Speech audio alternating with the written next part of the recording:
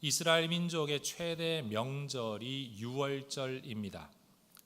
이 절기가 되면 유대인들은 예루살렘에 있는 성전에 올라가 제사를 드리는 것이 그들의 전통이고 관습이었습니다.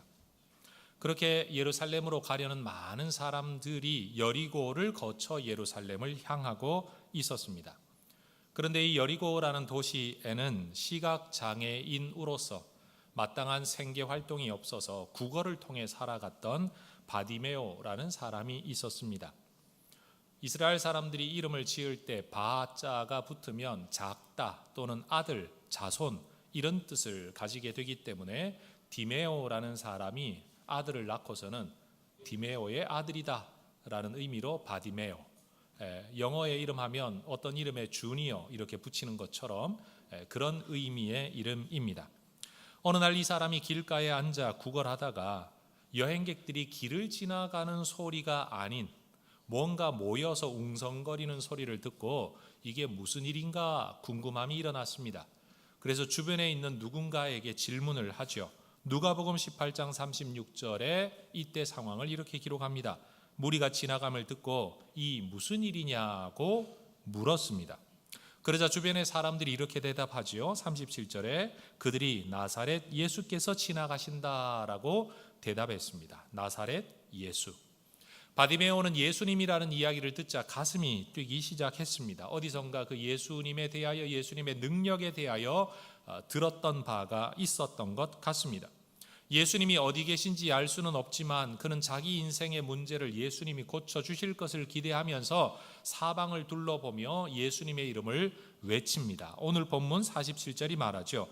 나사렛 예수시란 말을 듣고 소리질러 이르되 다윗의 자손 예수여 나를 불쌍히 여기소서라고 외칩니다. 여러분, 남을 가엾게 여기는 마음이라는 뜻의 한자어가 자비입니다. 오늘 본문에 바디메오가 외쳤던 말 나를 불쌍히 여기소서라는 말을 다르게 번역하면 내게 자비를 베푸소서라고 말할 수도 있을 겁니다. 그러나 저는 이 자비라는 단어보다도 불쌍히 여기다라는 말이 훨씬 더 우리의 정서에 가깝게 느껴지는 것 같습니다. 한번 따라해 볼까요? 나를 불쌍히 여기소서.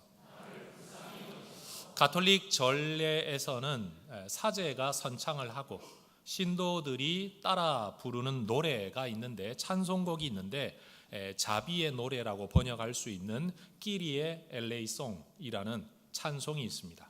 아무 가사가 없습니다. 끼리에 엘레이송, 끼리에 엘레이송 이 말만 반복합니다. 라틴어로 된 가사이죠.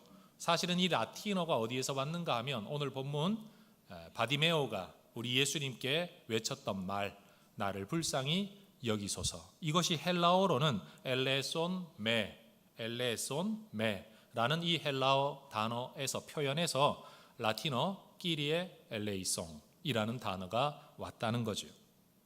여러분, 자비와 불쌍히 여김을 구하는 것은 내 안에 답이 없을 때, 답이 있다고 하더라도 그 답을 실현해낼, 풀어낼 능력이 내 안에 없을 때 터져나오는 탄식의 표현입니다.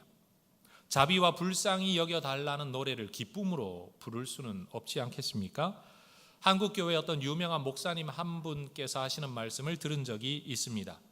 이 목사님은 아침에 일어날 때 습관이 하나가 있는데 침대에서 몸을 돌려 엎드린 다음에 바로 무릎을 꿇고 그 무릎 꿇고 엎드린 자리에서 주여 나를 불쌍히 여기소서, 주여 나를 불쌍히 여기소서, 주여 나를 불쌍히 여기소서 3번 그렇게 기도한 다음에 자리에서 일어난다고 합니다. 그 이야기를 처음 들었을 때 목사님이 하루를 시작하는 기도가 뭐 그런가, 그게 뭐 그렇게 중요한 기도인가, 어릴 때는 그런 마음이 들었습니다.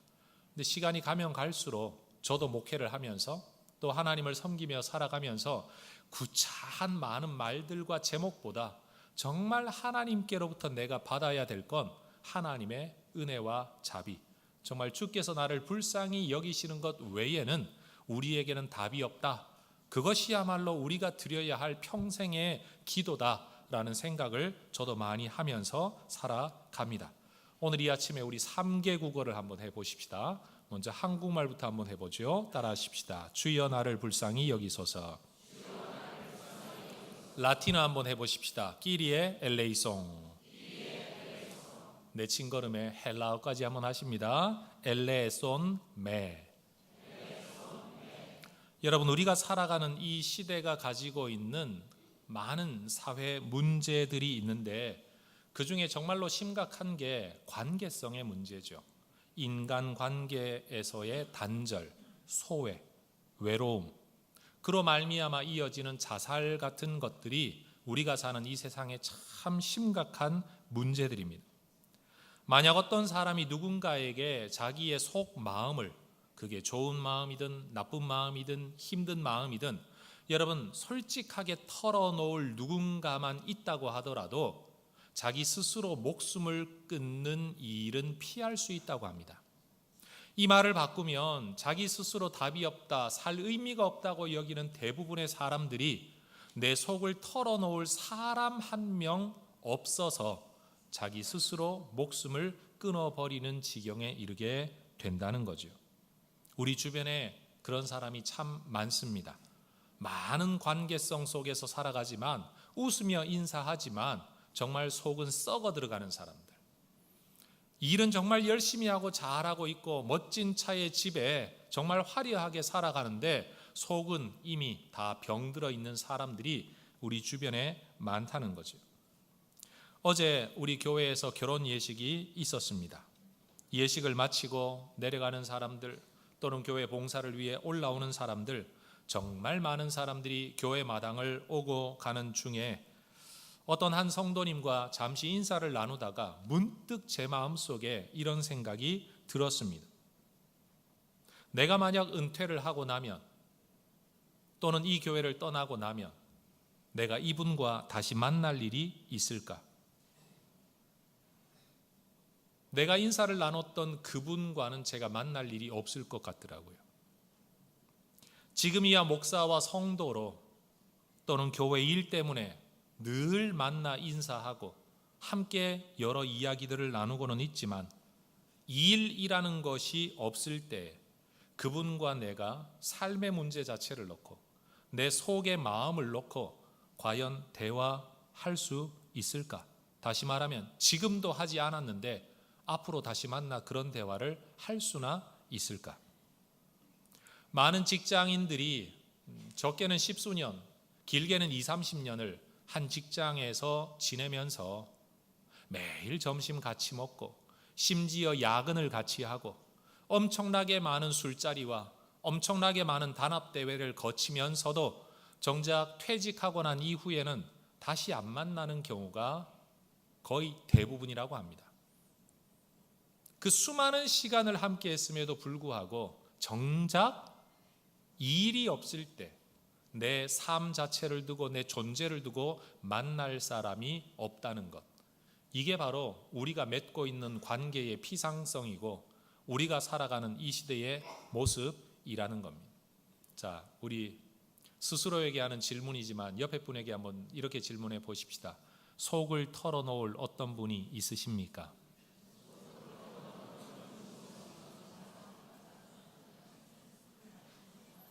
모든 사람하고 그렇게 살아갈 수는 없을 겁니다. 그러나 최소한 한 사람 아니면 몇 사람이라도 내가 편안하게 내 속을 털어놓을 수 있는, 내가 힘들다라고 말할 때 나와 마주 앉아 국밥이라도 한 그릇 할 수 있는 사람 꼭 있어지시기를 주의 이름으로 축원합니다. 그 동일한 연장선에서 저는 이런 질문을 여러분에게 드리고 싶습니다. 여러분은 나를 불쌍히 여겨달라고 말할 수 있는 어떤 분이 여러분에게는 있으십니까? 아마 우리 혜성교회 가족들이야 하나님이 계십니다, 예수님이 그렇게 들어주실 겁니다 라고 말씀하시겠지만 여러분, 우리 옆집에 살아가는 사람, 앞집, 뒷집, 아랫집, 윗집에 살아가는 분들에게도 과연 나를 불쌍히 여겨달라고 말할 수 있는 누군가가 있을까요? 오늘 본문에 보면 나를 불쌍히 여겨달라고 외치고 부르짖는 바디메오에게 사람들은 이렇게 반응을 합니다. 48절에 많은 사람이 꾸짖어 잠잠하라 말합니다. 그냥 조용히 좀 조용하세요가 아닙니다. 꾸짖고 있습니다. 아마 사람들이 생각하기에는 예수님이 시각장애인이며 거린인 이 사람을 상대하는 것보다는 훨씬 더 중요한 일을 하고 있다. 좀 나쁘게 말하면 너 같은 사람이 낄 자리가 아니다. 아마 이런 마음을 가지고 있었을런지도 모르겠습니다. 그러나 바디메오는 포기하지 않습니다. 48절 계속 말하죠. 그가 더욱 크게 소리질러 이르되 다윗의 자손이여 나를 불쌍히 여기소서. 내게 필요한 건 당신이 나를 불쌍히 여기는 바로 그 마음입니다. 부르짖습니다. 학자들은 여기서 이 문장을 가지고 이렇게 연구하죠. 꾸짖는다라는 단어와 부르짖는다라는 단어가 완료형 형태로 쓰여지지 않고 진행형 형태로 쓰여졌다는 면에서 여러분, 바디메오가 예수님의 이름을 부르는 것과 사람들이 꾸짖는 것, 부르고 꾸짖고 부르고 꾸짖는 일이 계속 반복적으로 일어나고 있는 뭔가 좀 소란한 상황이라는 것이다 라고 해석을 합니다. 예수님의 이름을 듣기는 했지만 언제 그 예수님을 다시 만날지 알 수 없다라는 상황에서 내가 찾아갈 수만 있다면 두 눈 뜨고 찾아가면 되지만 누군가의 도움이 없이는 찾아갈 수 없는 자신이, 그렇다고 예수님이 여리고에 사시는 분도 아니기 때문에 이번 기회를 놓치면 나는 절대 다시 예수를 만날 수 없겠다는 절박함에 그는 예수님의 이름을 외칩니다. 우리는 여기서 바디메오가 예수님의 이름을 부를 때 사용했던 호칭에 관심을 좀 가져야 합니다. 그것은 다윗의 자손이라는 말입니다. 혈통적으로 다윗의 자손이라는 표현보다는 이스라엘 사람들이 사용하는 이 표현은 구세주 메시아 그리스도, 하나님이 우리에게 보내주실 구원자라는 의미를 훨씬 강하게 담고 있죠. 사람들이 예수님을 선지자로 혹은 선생이라고 생각하고 있을 때 바디메오는 예수님을 메시아라고 고백하고 있는 겁니다. 그런 점에서 예수님께서 어느 날 제자들에게 묻기를 사람들이 나를 누구라고 하느냐? 그 대답을 듣고 난 다음에 너희는 나를 누구라고 하느냐 물으셨고 베드로가 대답하지요. 주는 그리스도이십니다. 살아계신 하나님의 아들이십니다. 이 남다른 고백을 했을 때 예수님 칭찬하셨습니다. 오늘 본문에서도 많은 사람들이 예수님을 따르고는 있지만 정작 그분이 누구인 줄을 모릅니다. 능력이 있는 줄은 알지만 메시아라고 믿지 않는 사람들이 절대 다수입니다. 그런 상황에서 예수를 다윗의 자손이라고 고백하는 이 바디메오의 고백은 베드로의 고백과 비견될 만큼 굉장히 중요한 의미를 가지고 있죠. 특별히 성경학자들은 마가복음이라는 문맥 안에서 바디메오의 이야기가 가지는 의미와 가치가 무엇이냐? 그것은 이제 십자가를 지러 예루살렘으로 올라가는 예수님이 누구냐 하는 것을 한 사람 바디메오의 입을 통해 확인받고 있다. 그리고 그의 인생을 구원해 주시는 예수님의 능력까지 기록하면서 십자가에 달리실 예수님이 메시아다. 이것을 강조하기 위해 이 사건이 기록되어졌다고 해석을 합니다. 예수님을 다윗의 자손이라고 고백하면서 자신을 불쌍히 여겨 달라고 외치는 이 바디메오의 마음에는 어쩌면 오실 메시아는 이런 분이다라는 이사야의 예언의 말씀에 대한 믿음이 있었던 것 같습니다. 그 내용은 이사야 61장 1절입니다. 주 여호와의 영이 내게 내리셨으니 이는 여호와께서 내게 기름을 부으사 가난한 자에게 아름다운 소식을 전하게 하려 하심이라. 나를 보내사 마음이 상한 자를 고치며 포로된 자에게 자유를, 갇힌 자에게 노임을 선포하는 분, 그분이 메시아다라는 거죠. 다시 말해 바디메오는 이 말씀에 근거해서 만약 예수님이 하나님께 기름 부음 받은 선택된 그리스도 메시아 구세주라면 그분이 하실 일은 삶에 찌들어 마음이 상한 자를 고치실 것이고 죄와 죽음의 증상에 갇혀 있는 자들을 자유롭게 하실 것이고 벗어날 수 없는 인생의 고통과 굴레에 갇힌 자들을 노연하게 하실 것이라는 믿음이 있었기 때문에 자기의 삶의 자리에서 예수님을 불렀던 거죠. 바로 그때 예수님께서는 부르짖는 바디메오의 소리를 들으시고 가던 길을 멈추어 서서 바디메오를 부르십니다. 성경 49절을 같이 한번 읽어 보겠습니다. 예수께서 머물러 서서 그를 부르라 하시니 그들이 그 맹인을 부르며 이르되 안심하고 일어나라, 그가 너를 부르신다. 바디메오를 가로막았던 사람들, 꾸짖었던 사람들이 이제 이렇게 말하는 겁니다. 됐다. 그만 소리 질러도 된다. 예수님이 네 소리를 들으셨다. 예수님이 너를 부르신다. 안심하고 일어나라. 그가 너를 부르신다. 이 말을 들을 때 바디메오가 얼마나 기뻤을까요? 사실은 앞을 보지 못해서 어디로 가야 되는지, 예수님 어디 계신지도 모르고 있던 바디메오라면 나 좀 이끌어 주세요, 나 좀 일으켜 세워주세요, 나를 좀 데려가 주세요, 이래야 마땅한데 기쁨에 넘친 바디메오는요, 있던 거 다 집어던지고 자리에서 벌떡 뛰어 일어납니다. 어디로 갈는지도 모르면서 그 예수님 만나겠다고 뛰어 일어나는 거죠. 50절, 맹인이 겉옷을 내버리고 뛰어 일어나 사람들 손에 이끌려 예수님께 나아갑니다. 그리고 예수님은 그에게 질문하시죠. 51절, 내게 무엇을 하여 주기를 원하느냐. 여러분, 예수님의 이 질문이 좀 생뚱맞지 않습니까? 앞을 보지 못하는 거린이 여러분 뭘 원하겠습니까? 그런데도 예수님은 짐작하는 것으로, 예측하는 것으로 응답하지 않으시고 구체적으로 그 입으로 고백되는 것, 간구하는 것을 듣기를 원하십니다. 혹시 교회 처음 나오신 분들 꼭 기억하십시오. 하나님은 내 처지 형편 다 아시니 알아서 해주시지 않겠냐. 물론 아십니다. 여러분의 생각은 틀리진 않습니다. 그러나 성경을 보면 예수님은 알아서 해주시지 않고 기도하고 응답하십니다. 그래야 저절로 된 일이 아니라 내가 예수 이름으로 기도한 것에 대해서 예수님이 이루어 주신 것으로 우리가 응답을 받기 때문에, 기도하지도 않은 일이 이루어지면 우린 이렇게 해석하지 않습니까? 야, 운이 좋구나. 야, 재수가 좋다. 야, 어쩌다 보니 이런 일이 내게 좋은 일도 생기네. 우린 이렇게 해석하고 넘어갈 겁니다. 그래서 예수 믿는 사람들은 언제나 내가 원하는 것을 예수 이름으로 기도하고 그것이 이루어졌을 때, 예수 이름으로 기도했더니 이 일이 내게 이루어지는구나, 그렇게 알게 되죠. 오늘 이 자리에 있는 모든 분들이 예수 이름으로 여러분의 원하는 바를 하나님께 기도하는 사람들 되시기를 소망합니다.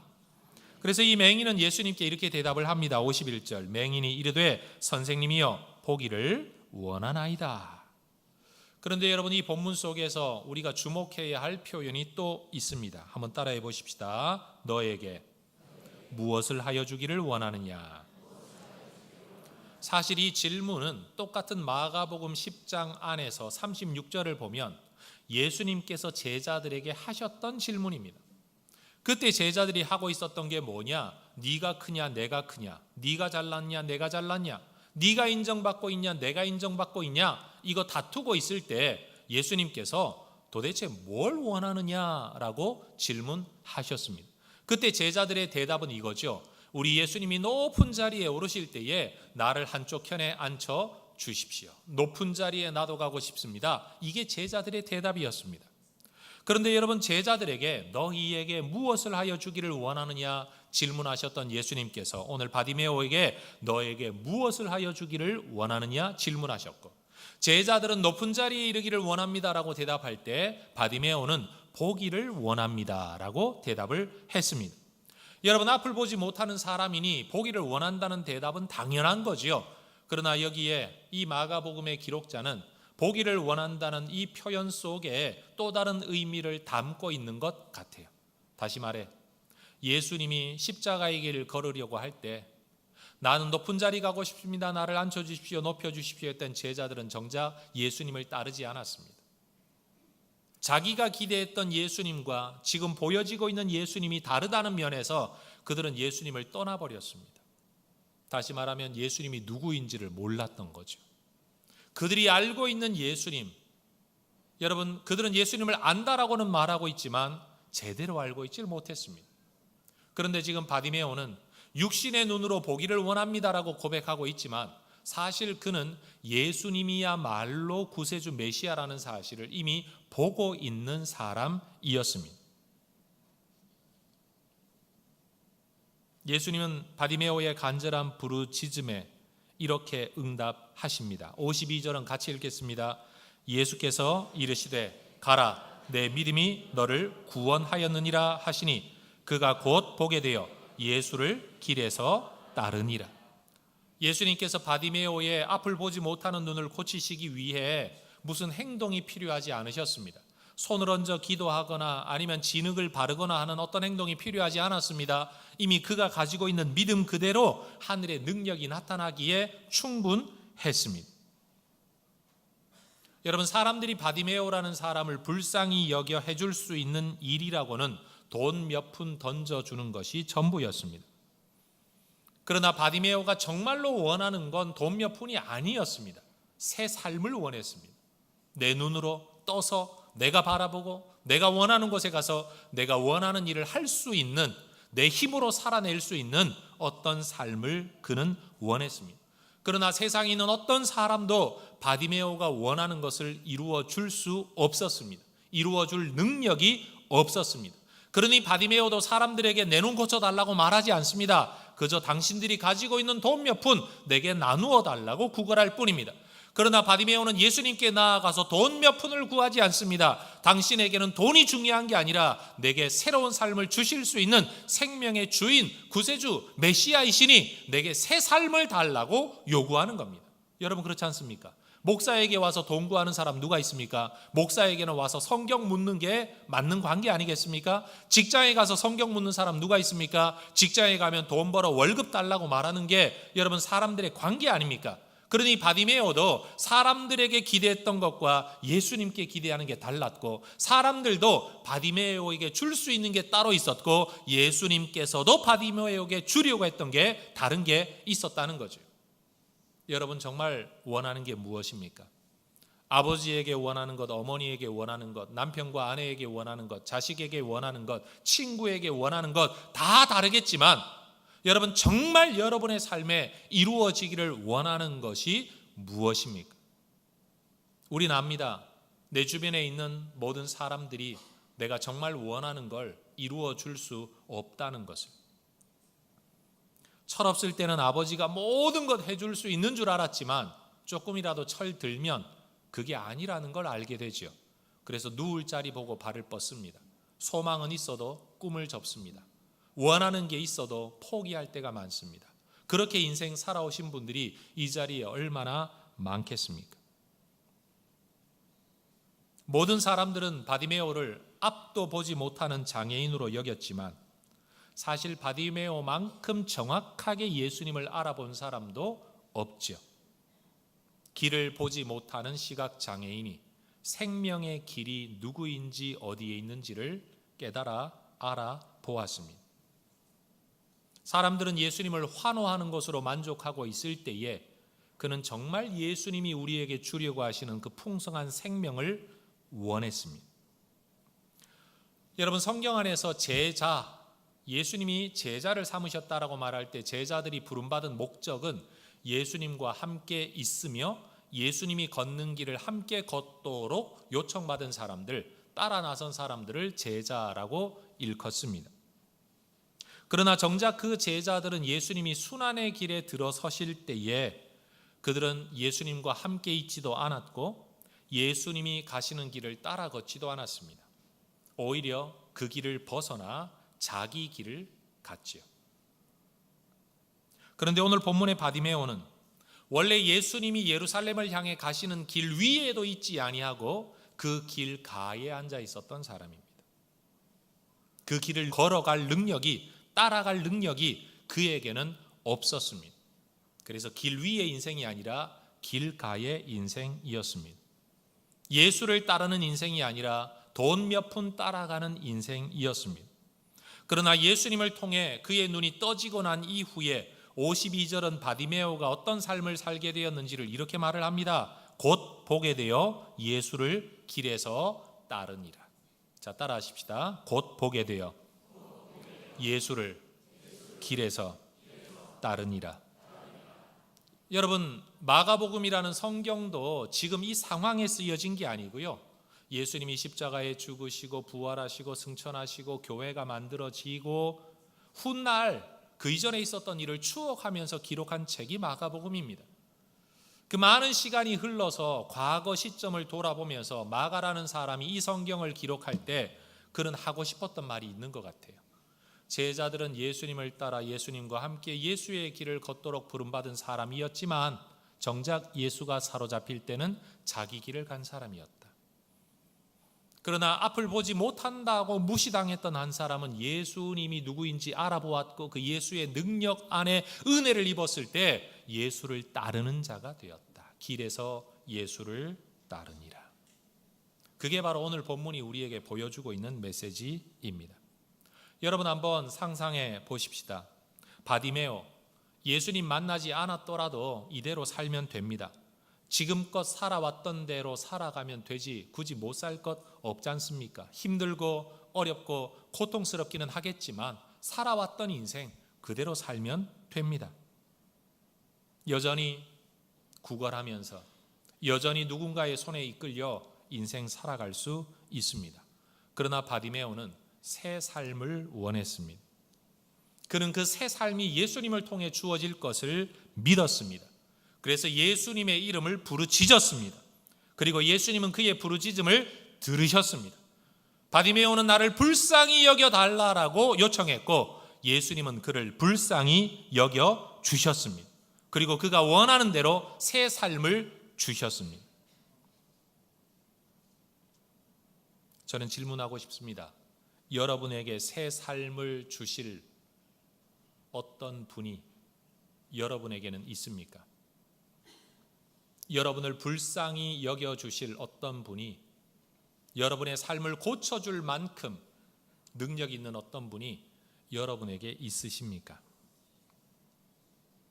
가끔 듣는 노래 가운데 이분을 지칭할 때 가수라는 말보다는 소리꾼이라는 표현을 쓰는 분이 있어요.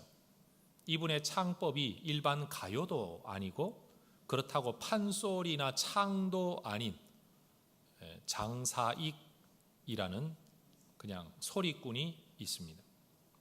이분이 부르는 노래 가운데 제목이 이게 아닌데 라는 제목의 노래가 있습니다. 가사가 이래요. 부분적으로 이게 아닌데 이게 아닌데 사는 게 이게 아닌데 이러는 동안 어느새 봄이 와서 꽃은 피어나고 이게 아닌데 이게 아닌데 그러는 동안 봄이 가면 꽃이 집니다. 그러면서 사람들은 살았다지요. 그랬다지요. 무슨 한편의 시 같지 않습니까? 많은 사람들이 원했던 삶을 살지 못하면서 그 삶의 자리에서 탄식합니다. 이게 아닌데. 내가 원했던 삶은 이게 아닌데. 내가 이러려고 그랬던 건 아닌데. 그러면서도 거기를 벗어나지를 못합니다. 어떻게 할 수가 없습니다. 내 안에 답이 없습니다. 내 안에 길이 없습니다. 내 안에 능력이 없습니다. 만약 여러분이 지금 그런 형편에 계시다면, 다시 말해 이게 아닌데 하고 계시다면 지금 여러분이 하실 수 있는 일이 뭘까요? 탄식으로 끝나는 걸까요? 어떻게 하면 이게 아닌데라는 자리를 벗어나서 바로 이거야 라고 말할 수 있는 삶을 살아갈 수 있을까요? 그런데 바디메오는 이게 아닌데 하다가 예수님 이야기를 듣고는 예수님께 나를 불쌍히 여기소서라고 외쳤습니다.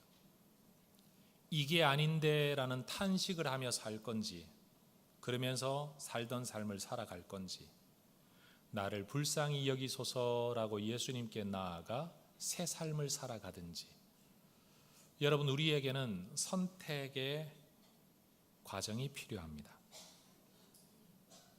다시 한번 여러분에게 묻습니다. 여러분에게는 이게 아닌데의 인생을 살아가는 그 여러분을 불쌍히 여겨주실 어떤 분이 있으십니까? 저에게는 있습니다. 예수님이요. 이게 아닌데 하면서 그냥 살아가지 않고 뭔가 새로운 삶을 꿈꾸신다면 저는 그 예수님을 여러분이 믿음으로 불러보시기를 권해드리고 싶습니다. 다른 사람들처럼 길 위에서 살아가지 못하고 길을 걸으며 따라가며 살지 못하고 길가에서 주저앉아서 길 가는 사람들이 던져주는 동전 몇 푼으로 부지하며 살아가야 할 인생이었던 바디메오. 어떤 면에서 우리의 삶도 내가 원했던 자리가 여기가 아니고, 내가 원했던 삶이 이것이 아니고, 내가 가려 했던 길이 이 길이 아니고, 내가 끝끝내 도달할 자리가 어디인지도 모르는 그런 삶을 살아가는 여러분에게 저는 예수님이 꼭 필요하다, 그렇게 말씀드리고 싶습니다. 예수님에 대한 기대와 믿음으로 한번 나아가 보십시오. 그리고 바디메오처럼 예수님의 이름을 불러 한번 외쳐 보시기를 바랍니다. 자, 또 3개국어 한번 해봐야 되겠죠? 따라해 보십시다. 주여 불쌍히 여기소서. 끼리에 엘레이송 엘레손 메. 여러분, 우리가 하나님 앞에 외치는 소리, 대단한 성경 지식이 필요한 게 아니고, 여러분 대단한 헌신이 필요한 게 아니고, 그저 바디메오처럼 예수에 대한 믿음 가지고 나를 불쌍히 여겨달라고 외치면 주께서 우리에게 새로운 삶 주실 줄로 믿습니다. 예수님의 이름을 부르고 그의 은혜를 힘입고 그의 불쌍히 여기심을 입어서 길가의 인생, 주저앉은 인생 되지 않고 길 위의 인생, 길을 따라가는 인생 되시기를 주의 이름으로 축원합니다. 기도하겠습니다.